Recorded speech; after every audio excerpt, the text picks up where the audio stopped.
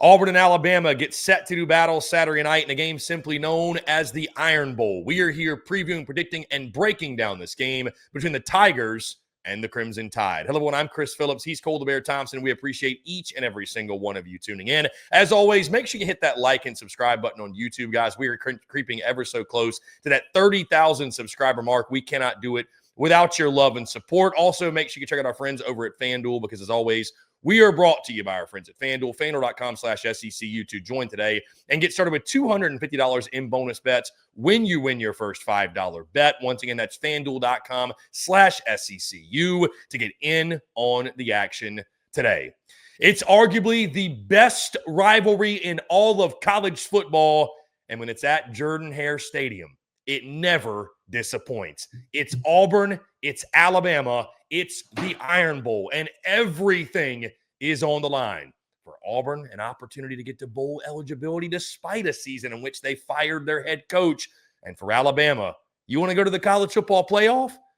Well, you got to go to the place where voodoo exists, and you can't convince Bama fans any different. It's a place that is the most terrifying venue the Crimson Tide will ever step into, that being Jordan-Hare Stadium at night. This one is pure cinema. Grab your popcorn, sit back, relax, and enjoy what's going to happen for 3+ hours on Saturday night down in the loveliest little village on the plains. Hello, everyone. As always, I'm Chris Phillips. Joining me, as he always does, my co-host, colleague, partner in crime, one of the best in the business, and someone who knows very, very well about this rivalry, what it means, and what this game entails down in the city of Auburn, Alabama, down at Jordan-Hare Stadium, that being Mr. Cole the Bear Thompson. Bear, what's going on, my friend? Appreciate you taking the time.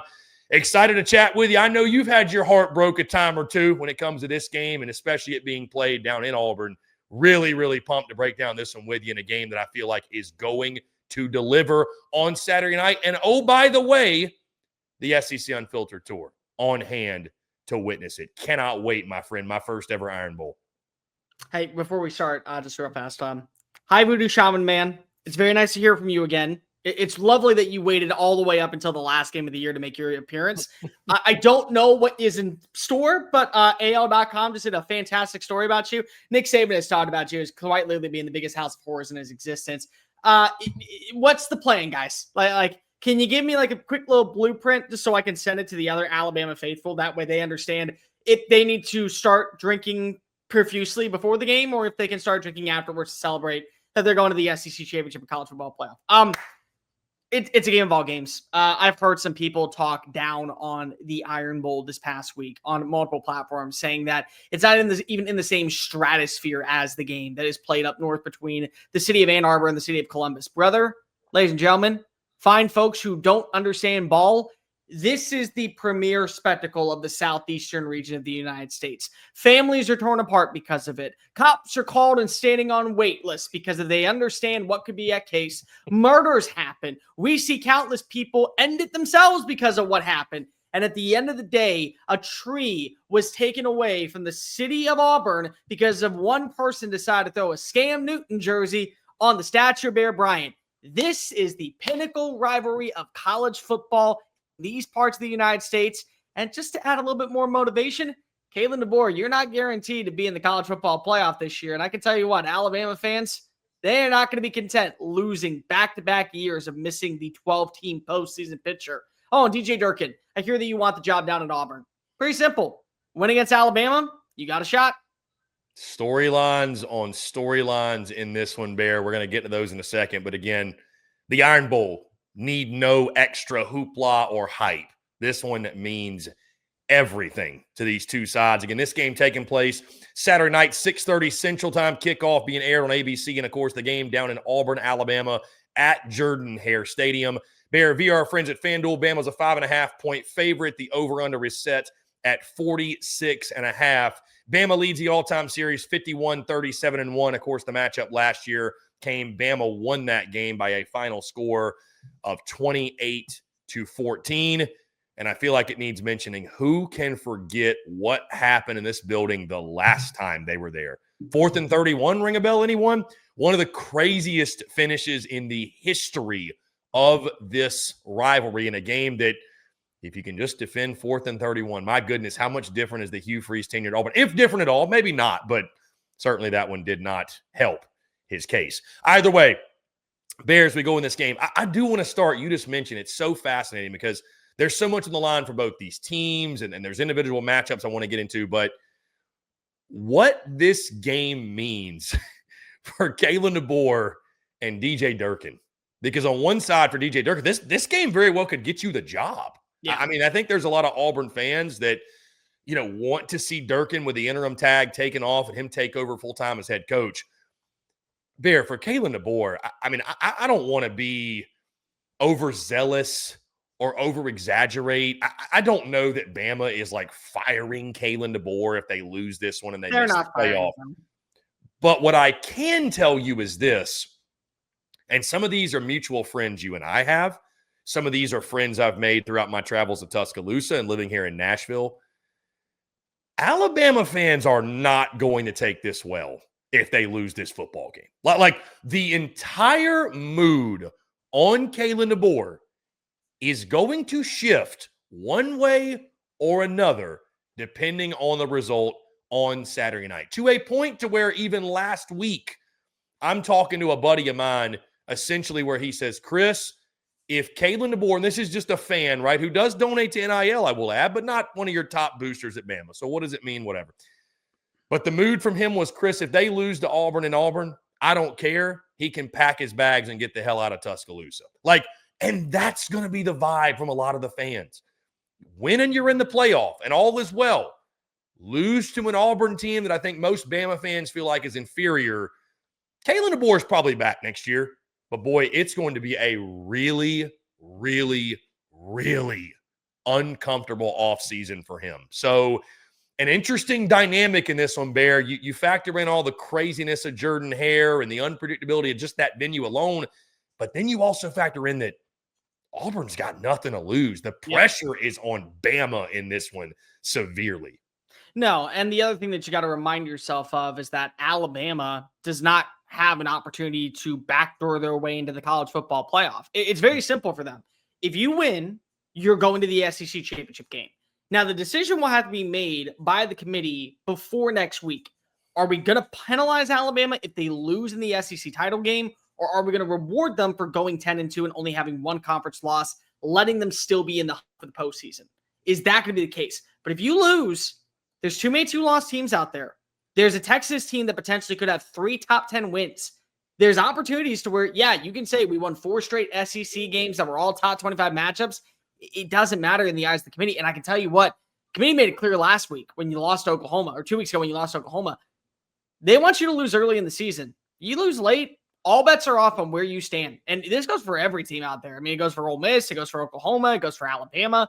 So there is no guarantee that you are even remotely in the conversation for the playoff, let alone keeping your national championship hopes alive long-term.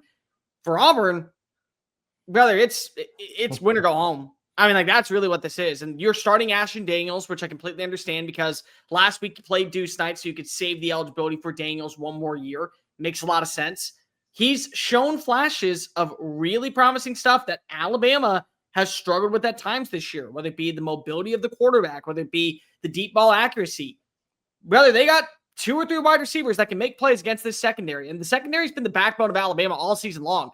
But Cam Coleman, he doesn't just grow out in any single, in any single cornfield in the Midwest. He is built to play in this type of game. And he's built to be on this type of stage.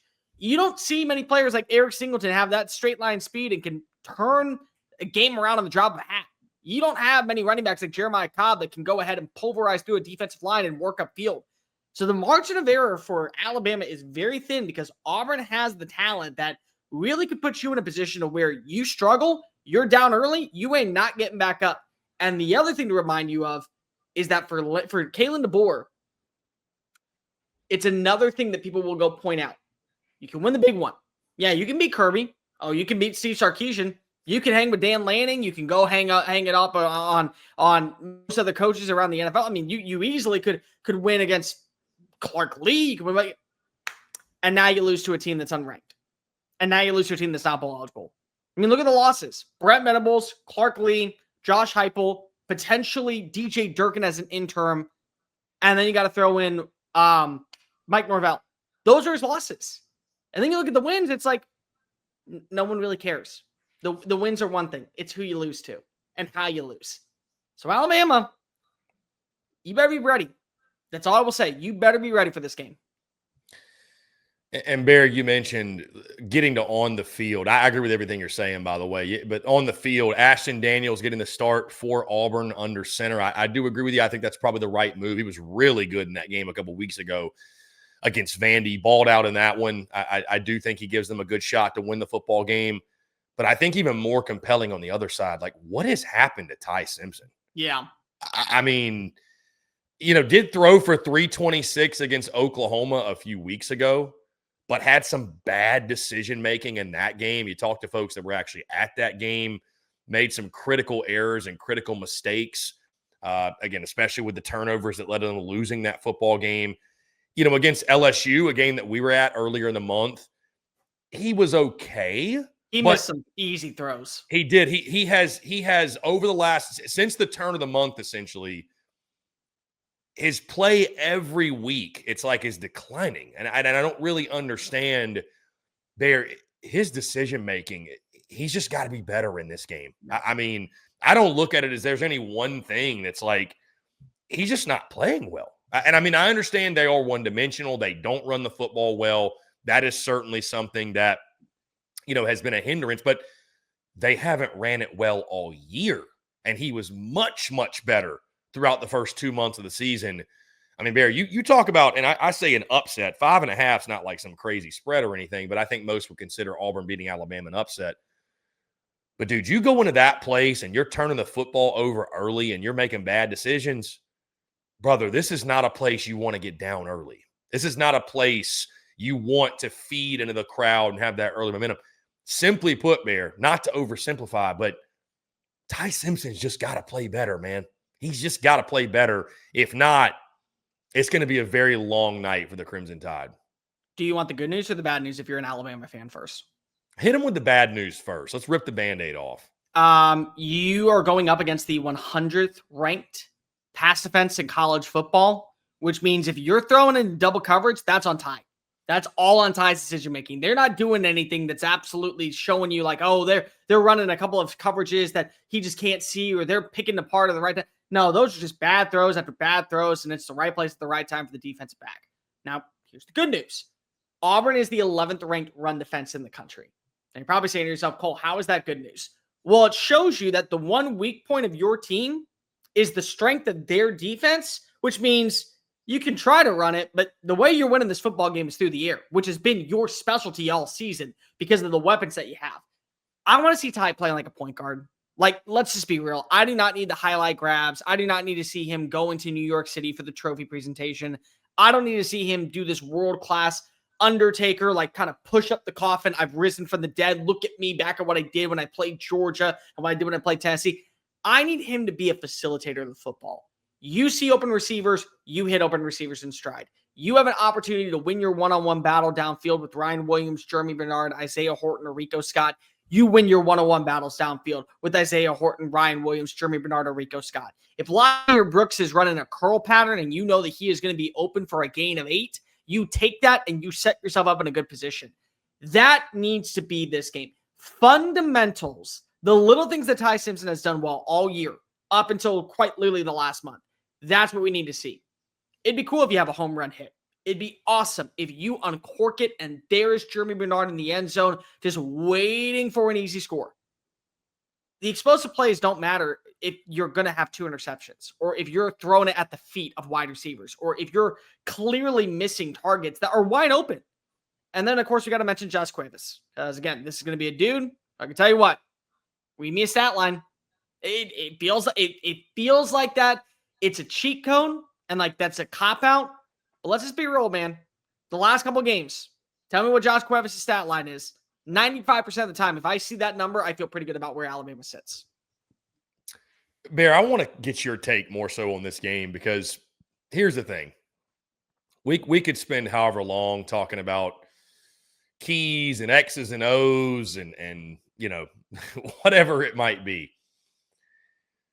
and I've watched this game over the years, but you have seen this game firsthand over the years. Like when you look at this game and you think about the keys of this game, and here's the thing, like I said, we can spend all this time, but like, does it not feel like this is a game where like nobody knows what's going to happen, especially when the game is being played at Jordan-Hare? There's something about this place that just turns this game on its head.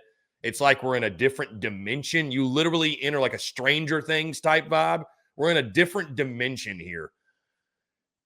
I just want you to speak on it, like, because I feel like I can give keys of the game and talk about, but like I don't even know how to encapsulate it or put it into words, the unpredictability of this football game. No, I mean, outside the Cam back in 2010, there really hasn't been a matchup. There really hasn't been a matchup to where you're in Tuscaloosa. You're worried if you're Alabama. Every game that it comes down to the wire or there is a highlight moment in college football history, it's at Jordan-Hare. That's why you call it the House of Horrors. That's why I say the voodoo shaman man awaits to have his magic seep through the soil for this moment. It happens only when you're on the prettiest little town in the southeastern region of the United States. That's it. Kick six. I mean, you have 1 second left. Adam Griffith, you trust him to make a play, and it becomes the greatest play, in my opinion, in college football history. You go to 2019.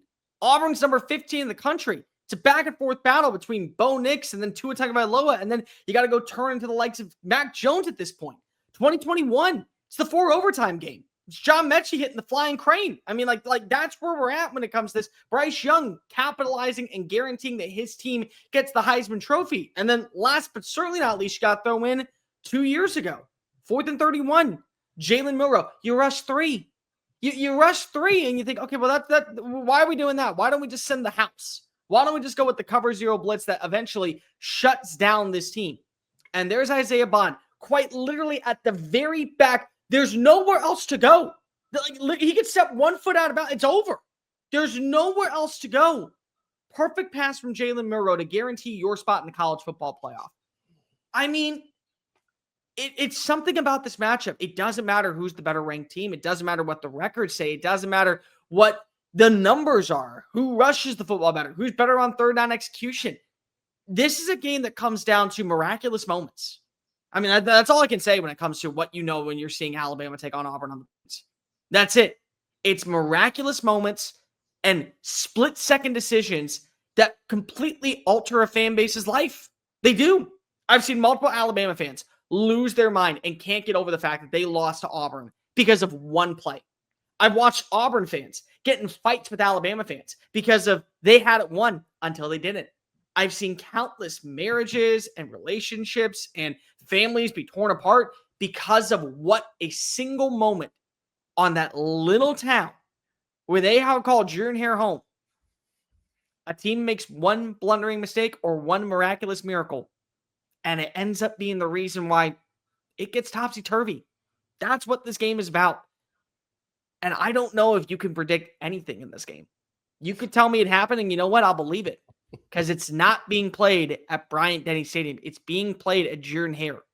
It's being played at the one guaranteed destination. You walk in there, you're going to see some spooky shit. Just depends on who you are spooked by. Bear, do you think we see any Deuce Knight in this game? Would you mix him in there? I think you have to.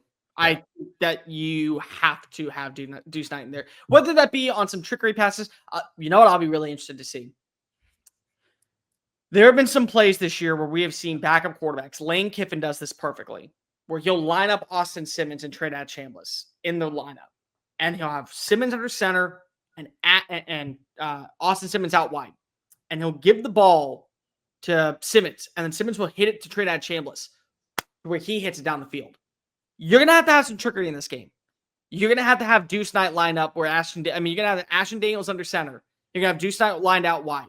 It's going to be a jet sweep motion. Stays on the line, pitch behind, wait for a Cam Coleman to get on open downfield, 50-yard blast. You're going to see some trickery in this matchup, and I think that you have to. Because there was too much of what we saw with Deuce Knight that's on film that is still so untapped. Alabama may be able to fall for the bait. Like, they're an undisciplined enough defense where I could easily see them making one critical error and it ends up being the reason why Auburn is sitting at bowl eligibility. Bear, that being said, let's dive right into it. Picks, predictions, what have you. I'm assuming you want me to go first here, seeing as you are the resident Bama grad. Yeah, I actually do for this one. Yeah, so I'll just say this, cutting straight to it. We talked about it a lot. Ty Simpson's got to play better. Flat out. Alabama, you're going to win this football game. Ty Simpson just has to be better from a decision-making standpoint, an accuracy standpoint, just overall. He knows that. Bama knows that. Grubb knows that. DeBoer knows that. I don't even want to spend like a ton of time overhyping or laying it all on the line, because this one means everything. I mean, this is the one that you described it perfectly, Bear. Families are torn apart. Relationships are tested. People don't speak to each other for months on end. Bragging rights is plenty enough in the state of Alabama to fight for, outside of just the playoff, the bowl game, whatever. And make no mistake, Bama fans are terrified of this game. Like, that is not just lip service. Just go talk to a few. They are terrified of this football game. And Bear, better Alabama teams have lost to worse Auburn teams in this building. They have. Any prediction is a good prediction in this game, because nobody knows what's going to happen at this crazy place. It's the reason that I made it a point to go to this game. When the season started, I said, you know what? No matter what Auburn's status is, no matter what the status of Hugh Freeze is, Auburn could be 0-11. But for this one, Jordan-Hare will be the best environment in college football on this weekend, because it's Auburn, Alabama. It's the Iron Bowl. But I don't think Bama's missing the playoff back-to-back years. Kalen DeBoer has to have this game. They have more pressure on them, no doubt. But I think Ty Simpson rises above it. I think Ty Simpson gets back to playing more so the football we saw him in September and October. I think he's much more efficient. I think he takes care of the football. There will be wackiness. There will be craziness. There will be voodoo, the shaman man, what have you. But over the last couple meetings, Bama's found a way. I don't know if it's going to come down to 4th and 31. I don't know if it's going to come down to a kick six, God forbid. I don't know what madness this game will entail, but I do think when the dust settles, it'll be Alabama getting to 10-2, punching their ticket to the SEC title, and Kalen DeBoer getting maybe the biggest win of his tenure to this point when you think about just what is on the line going into this weekend. I got a final score: Crimson Tide 27, Auburn 24. This game is destined to be down to the wire, destined to be a close ball game that's decided in the final moments. How about our guy Talty with a little redemption? The kicker for Alabama makes the game winner at the buzzer to break the hearts of War Eagle. Give me Bama 27, Auburn 24. Talty with the ultimate redemption story. It comes down to a kicker for the Crimson Tide, and he knocks it right down the middle as time expires. You said kicker, redemption, and Jordan-Hare in the same sentence. Good God. What the hell could happen? What could go wrong? 1 second. I need a minute. A lot could go wrong. 1 second. That's all I need. All right. Listen, I do my best to make sure that I hide my Alabama allegiance, because I try to just be fair and critical of every single team. And I will if Alabama loses this game. I will. If Auburn wins this game, I will also be very fair and critical to who they've been as a program. Because I do believe that Auburn is trying to get back to a national relevancy of dominance that is great for the industry and great for the sport and great for the rivalry and great for the state of Alabama when these two teams are humming at the right time, especially when it has more on the line than just bragging rights, when SEC championships are on the line. And at one point, there were many moments to where Auburn and Alabama playing in this game, one would go to Atlanta as the representative from the SEC West. So I would love to see that happen back in this matchup. What this comes down to me is three main elements. Number one, you need to see Ty Simpson be a better facilitator of the football and more accurate. The thing that he was so great at early on in the stages of the season was his ability to find receivers and not overthrow them. That's been missing the last few weeks. That's really been missing since the South Carolina game. So I think you need to get to see that again. Number two, you don't need to force run the football. But when there are opportunities to know that you're watching as Auburn's defense is a little bit gassed, don't be afraid to turn toward the run. Because if Auburn will turn toward the run if they have to. And that's been an area of weakness at times for Alabama. You got to be able to sometimes just be willing to gain those extra yards to set up a better play design on third down than to say we're only throwing all day. We're only throwing it 45 times, and whatever happens in those 45 pass attempts, that will determine our status for the long term. And number three, where does the craziness happen? I mean, that's quietly what it is. And that's going to be the hardest one to predict. It could easily be Alabama. It could easily be Auburn. This game is going to end in some way, shape, or form because of it always ends in some way, shape, or form when it's played at Jordan-Hare Stadium. It is. But Courtney Morgan had a conversation with a bunch of veterans this offseason and said, what is it going to take for you to come back here and follow the same blueprint as Ohio State? Because you're our foundation. We're not going out like this. You're a senior in Alabama. You're supposed to be winning a national title. We need to make sure that we bring that back. And so they made sure that they had the good core in place. And at the end of the day, Alabama has the better quarterback. And so Deontay Lawson, who missed the first game of the year, Deontay Lawson, who, if I'm not mistaken, was injured in this game last year and was done for the season, he picks off Ashton Daniels with a minute remaining in the red zone for a 99-yard touchdown returned in Jordan-Hare as the nail in the coffin to send Alabama to the SEC title game. 28-20 final score, Alabama. Because guess what? If you just have that, you need to score. Don't pick. Deontay Lawson. Finish what was started. Kalen DeBoer. Welcome to the playoffs, bud. It's going to be a fun one on Saturday night. Excited to be there firsthand to witness it. The SEC Unfiltered Tour finally getting down to the plains this season. And guys, we'd love to hear your thoughts, your predictions. Do you agree with us? Do you disagree? We are both going with Alabama to get this win. Who you picking? The Crimson Tide or the Tigers? Guys, it's going to do all for us. We appreciate each and every single one of you tuning in before we get out of here. Do want to tell you about our friends over at FanDuel because, as always, we are brought to you by our friends at FanDuel. It's NBA tip-off week, and FanDuel is your home for live betting. So even if you miss the start of the game or you want to ride the hot hand, FanDuel has live bets on everything from who will score next to fourth-quarter comebacks. Plus, you can even combine your live bets into a same-game parlay for a shot at a bigger payout. However you want to play, now is the perfect time to join because FanDuel is giving new customers $300 in bonus bets if your first $5 bet wins.